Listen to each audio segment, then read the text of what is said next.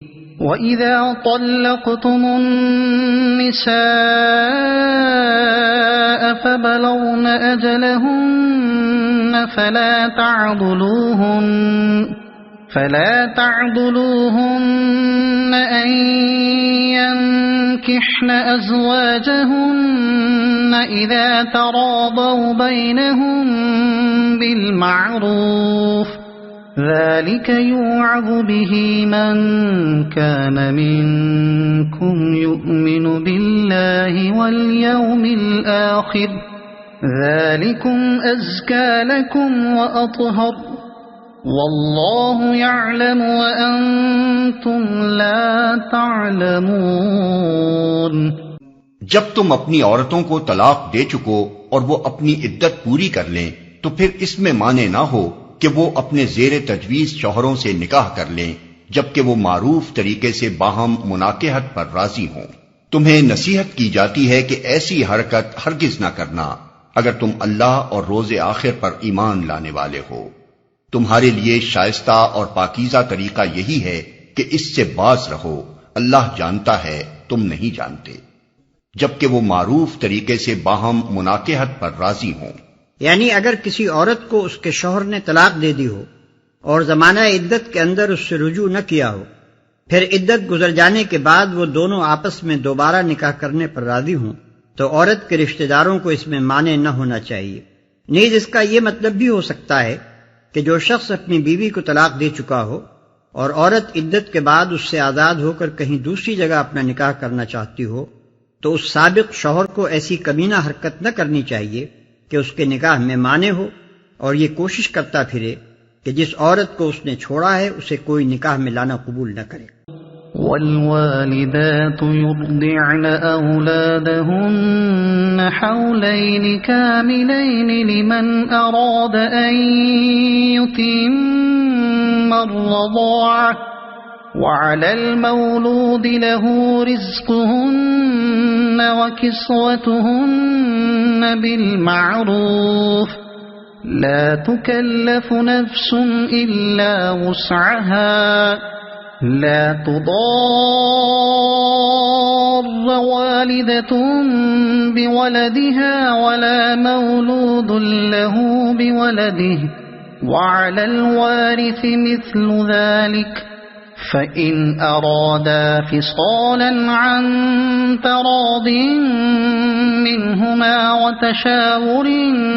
فلا جناح عليهما وَإِنْ أَرَدْتُمْ أَن تَسْتَرْضِعُوا أَوْلَادَكُمْ فَلَا جُنَاحَ عَلَيْكُمْ إِذَا سَلَّمْتُمْ مَا آتَيْتُمْ بِالْمَعْرُوفِ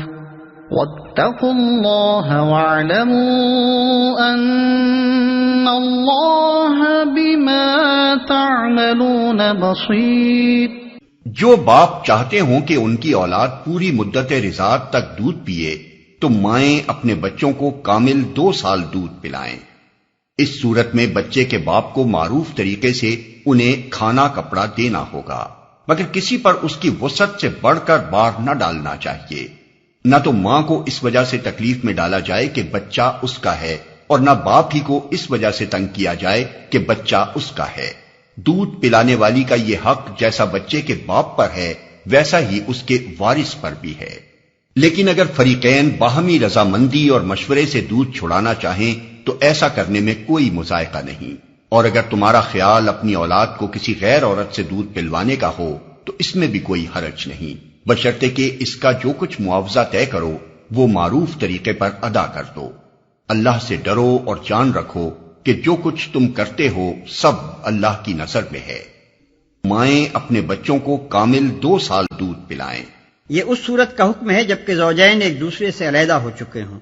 خواہ طلاق کے ذریعے سے یا خلا یا فسق اور تفریق کے ذریعے سے، اور عورت کی گود میں دودھ پیتا بچہ ہو۔ ویسا ہی اس کے وارث پر بھی ہے، یعنی اگر باپ مر جائے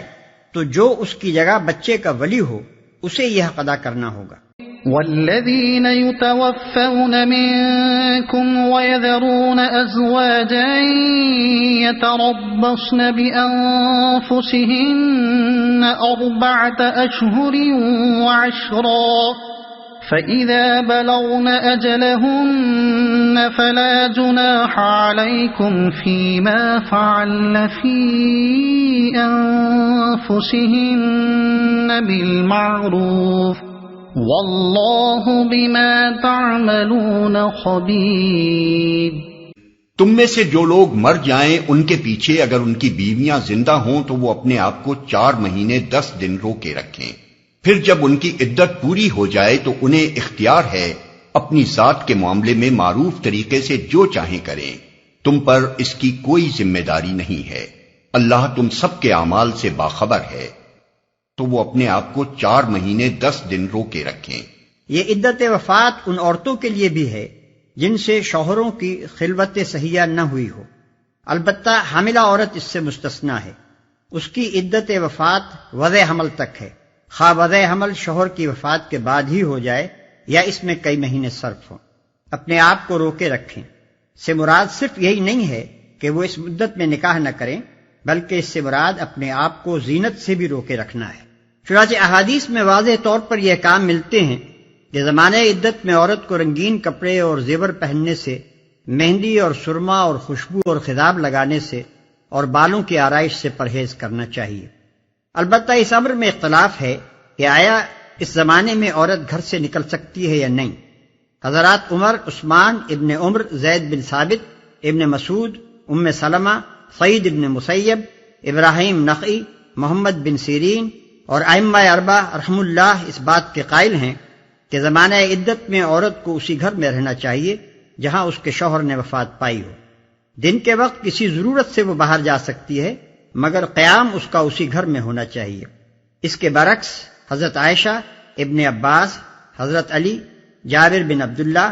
عطا، طاؤس، حسن بصری، عمر بن عبدالعزیز اور تمام اہل الظاہر اس بات کے قائل ہیں کہ عورت اپنی عدت کا زمانہ جہاں چاہے گزار سکتی ہے اور اس زمانے میں سفر بھی کر سکتی ہے۔ ولا جناح عليكم فيما عرضتم به من خطبة النساء أو أكننتم في أنفسكم علم الله أنكم ستذكرونهن ولكن لا تواعدوهن سرا إلا أن تقولوا قولا معروفا ولا تعزموا عقدة النكاح حتى يبلغ الكتاب أجله وَاعْلَمُوا أَنَّ اللَّهَ يَعْلَمُ مَا فِي أَنفُسِكُمْ فَاحْذَرُوهُ وَاعْلَمُوا أَنَّ اللَّهَ غَفُورٌ حَلِيمٌ۔ زمانہ عدت میں خاتم ان بیوہ عورتوں کے ساتھ منگنی کا ارادہ اشارے کنائے میں ظاہر کر دو، خواہ دل میں چھپائے رکھو، دونوں صورتوں میں کوئی مذائقہ نہیں۔ اللہ جانتا ہے کہ ان کا خیال تو تمہارے دل میں آئے گا ہی، مگر دیکھو خفیہ عہد و پیمان نہ کرنا، اگر کوئی بات کرنی ہے تو معروف طریقے سے کرو، اور عقد نکاح باندھنے کا فیصلہ اس وقت تک نہ کرو جب تک کہ عدت پوری نہ ہو جائے۔ خوب سمجھ لو کہ اللہ تمہارے دلوں کا حال تک جانتا ہے، لہذا اس سے ڈرو اور یہ بھی جان لو کہ اللہ بردبار ہے، چھوٹی چھوٹی باتوں سے درگزر فرماتا ہے۔